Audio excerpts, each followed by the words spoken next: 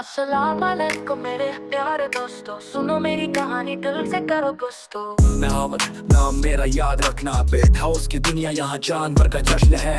कोराए विदो की कहानी mini zoom में रंग बिरंगी जानवरानी। रात के अंधेरों में दिन की रोशनी साथ, कभी हंसना कभी रोना साथ। मेरा हर बात मार्केट्स में काफ साले करना या लेना, लेकिन दिल से करूँ हर एक को प्यार देना। हम पेट हाउस ये मेरा अरमान, जानवरों का साथ जिंदगी में जहाँ रंग लाती दुनिया उनके बीच में। मेरा दिल मेरा जुनून उनके साथ हमेशा। चिक्स का झुंड, जंगल का ड्रामा, वुल्फ या टाई सब कुछ बनाता हर वीडियो में थ्रिल। ऑडियंस को अपील, ग्रोथ का सफर मेहनत से फील।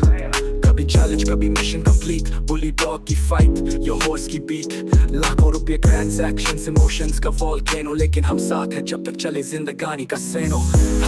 सब्सक्राइब मेरा साथी, लाइक्स कमेंट सपोर्ट का रफ्तार, चलो मिलकर बनाए हम एक कहानी। पेट लवर्स की आजाद दास्तान है ये प्यार। हम पेट हाउस ये मेरा अरमान, जानवरों का साथ जिंदगी में जहाँ रंग लाती दुनिया उनके बीच में।